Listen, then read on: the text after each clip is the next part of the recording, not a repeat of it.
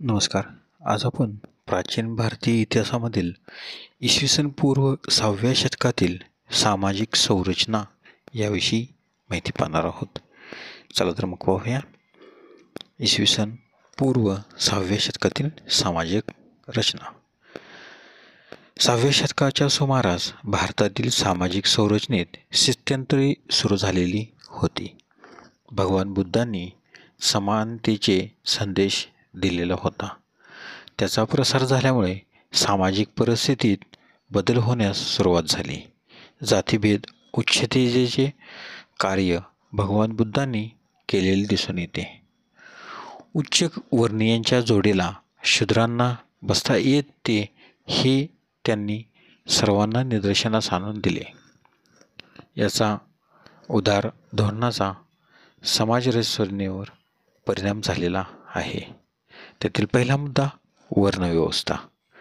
इसवी सन पूर्व 6व्या शतकात वर्णव्यवस्था हाच समाजव्यवस्थेचा पाया होता.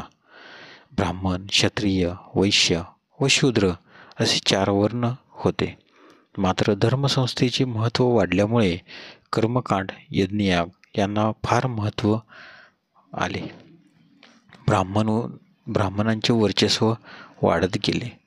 राजकीय व्यवस्थापनेची प्रक्रिया सुरू झाल्यामुळे क्षत्रियांना समाजात महत्त्व प्राप्त होत गेले. मात्र इतर 2 वर्गांची अवहेलनाच झाली. वर्णव्यवस्था जन्माधिष्ठित झाली. त्यातून वर्णव्यवस्थेचे रूपांतर अत्यंत कठोर अशा जातीव्यवस्थेत झालेले दिसून येते. जातीव्यवस्थेची बंधने कडक होत गेली. विवाह, रोटीबेटी, व्यवहार याबाबतच्या नियमांचे काटेकोर पालन होऊ लागले. समाजातील अस्पृश्यांना वाईट वागणूक मिळू लागली. गावात फिरण्यावर ही बंधने घालण्यात आली. बौद्धिक शिक्षण हे ब्राह्मणांनीच घ्यावे, त्यामुळे इतर वर्णांना शिक्षण देण्या-घेण्यास कडक बंधने होती. धर्मामुळे समाजात ब्राह्मणांचे वर्चस्व होते. क्षत्रिय हे राज्याचे व धर्माचे रक्षणकर्ते मानले जाऊ लागले.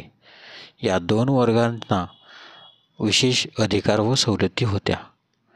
वैश्याची आर्थिक स्थिती बरी असूनही त्यांना समाजात मान सन्मान नव्हता. शूद्रांची अवस्था अत्यंत शोचनीय होती.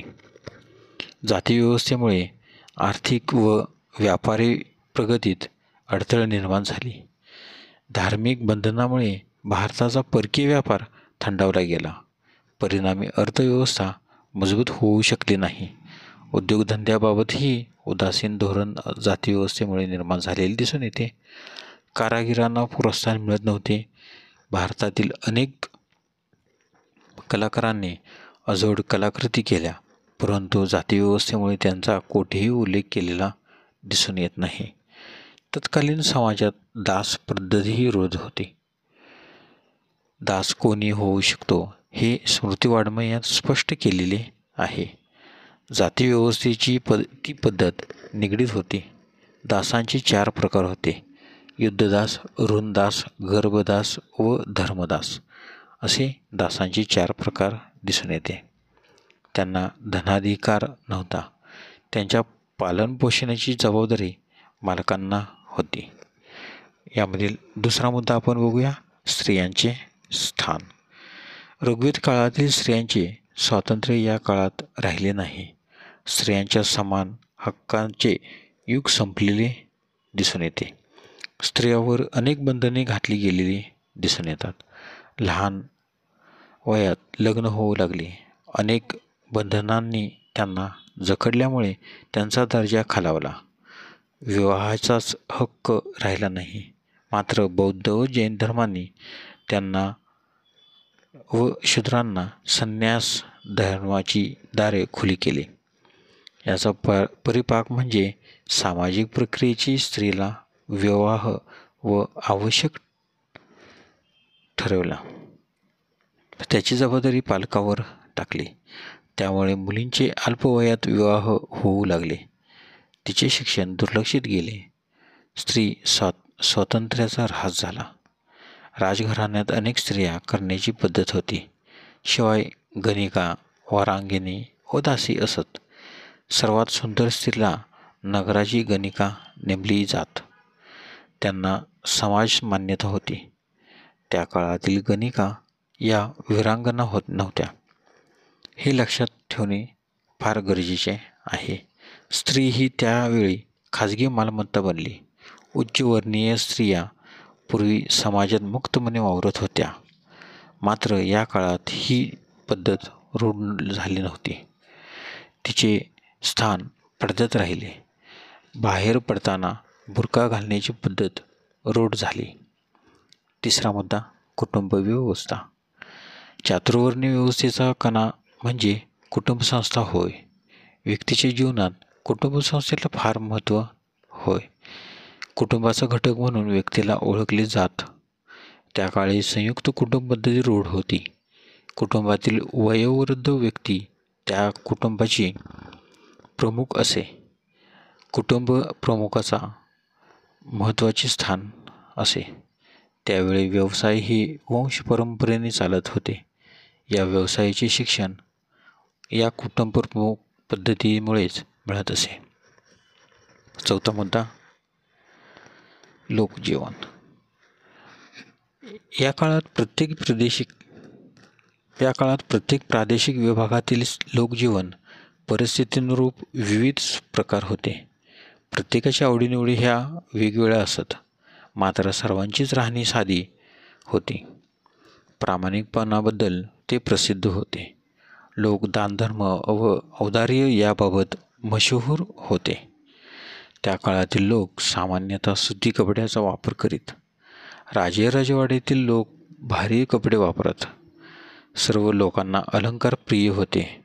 मात्र मौल्यवान वस्तू काही घटकांकडेच असत. स्त्री व पुरुष वेगवेगळे अलंकार वापरत. शरीराच्या वेगवेगळ्या भागावर घातल्या जाणाऱ्या अलंकाराची यादी अमरकोश या ग्रंथात दिलेली दिसून येते. बिंदी, कंठमाळा, बांगड्या, कमरपट्टा, नुपूर इत्यादी दागिने रूढ होते. सुंदर दिसण्यासाठी रंगरंगोटी केली जात असे. केस रंगवणे, अत्तर, तेल, केस धुण्याची साबण, कापूर इत्यादींचा वापर करीत. लोक वैयक्तिक आरोग्याबद्दल अत्यंत दक्ष असलेले दिसून येते. स्त्रिया गीत, नृत्य व वादन यात भाग घेत.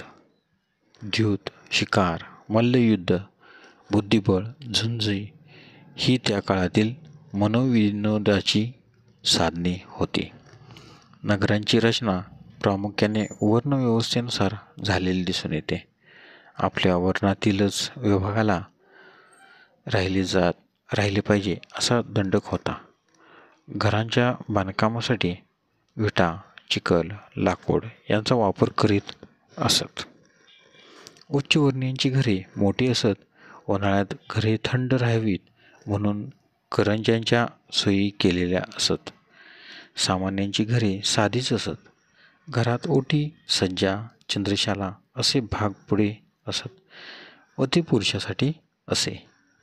मागील भाग स्त्रियांना वापरण्यासाठी असे. गहू, बार्ली, भात, डाळी हेच लोकांचे प्रमुख अन्न होय.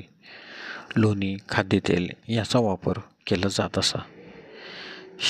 शाकाहाराला त्या काळात प्राधान्य प्राप्त झालेले होते.